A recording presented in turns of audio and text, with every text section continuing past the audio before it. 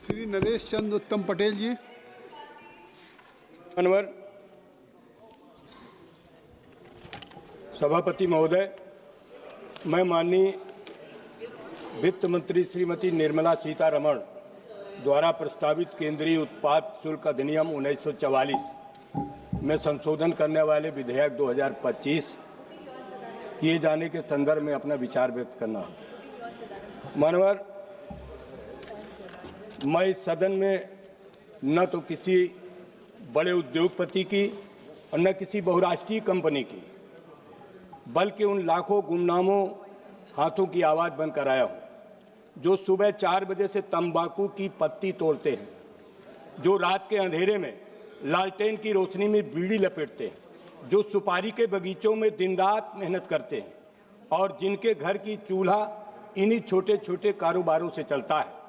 ये वो लोग हैं जिनका नाम ना तो अखबारों में छपता है न टीवी पर दिखता है, लेकिन इनके पसीने से इस देश की अर्थव्यवस्था में हर साल हजारों करोड़ का योगदान आता है।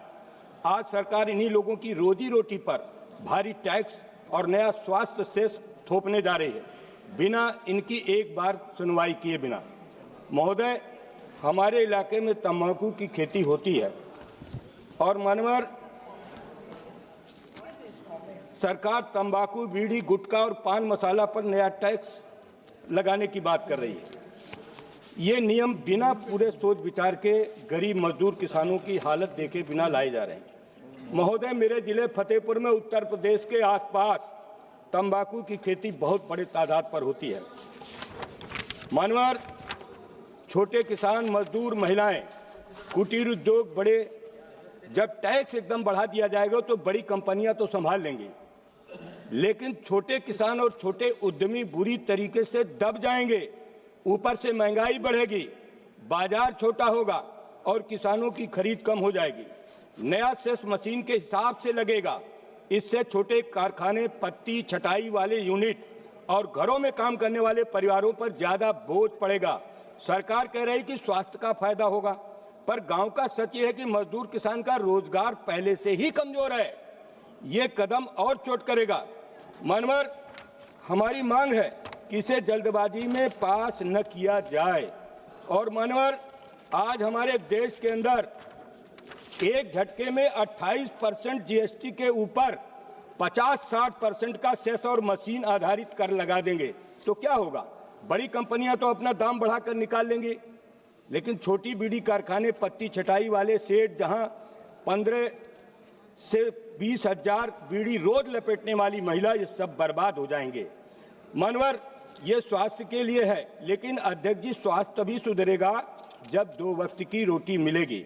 मानवर, मेरी मांग है कि इस विधेयक को स्थायी समिति को भेज दिया जाए। तंबाकू किसानों, बीड़ी मजदूरों, सुपारी उत्पादकों और छोटे उद्योगों के प्रतिनिधियों को बुलाकर सुनवाई की जाए। इससे राज्य मशीन आधारित न करके। पटेल जी, इससे राज्य को भी नुकसान होगा। ये जो कंपनसेशन सेस है उसका हिस्सा राज्य को ही जाएगा। आपके जिले में धान होता है मानवर, और धान की वो बर्बादी है, आप बोल नहीं रहे कुछ। धान 1600-1700 में लिया जा रहा है, 2369 रुपए एमएसपी है। आप भी तो ध्यान दिया करिए, आप इधर बैठते हैं तो क्या हुआ, लेकिन धान के आप किसान हैं, आपके जिले में धान हो रहा है। मानवर, मेरी बात यह है कि प्रभावित राज्यों के साथ मिलकर वैकल्पिक फसल और रोजगार की ठोस योजना बनाई जाए। जल्दबाजी में विधेयक पास हुआ तो गांव का गरीब आदमी एक बार फिर कुचला जाएगा। अतः मानवर, मैं आपके माध्यम से कहना चाहता हूं कि इस देश में अगर ये महंगा हो जाएगा तो विदेशी कंपनियां यहां पर स्मगलिंग कराएंगी और स्मगलिंग के माध्यम से इस देश का उत्पाद कम खराब हो जाएगा। मानवर, आज हमारे देश में भारी वृद्धि कानून को सिगरेटों का महंगा बना सकती है, जिससे विदेशी स्मगलिंग ब्रांडों की खपत होगी। मानवर, सस्ते उत्पादों की ओर रुझान बढ़ सकता है जो स्वास्थ्य जोखिम बढ़ाते हैं और कर संग्रह को नुकसान पहुंचाते हैं। मानवर, इस विधेयक में ऐसे श्रमिकों, किसानों के लिए जो संक्रमण योजना या सुरक्षा प्रावधान नहीं है, जिनकी आजीविका इस पर क्षेत्र आधारित है। कर वृद्धि की प्रभावशीलता की समीक्षा का मानवर अभाव है।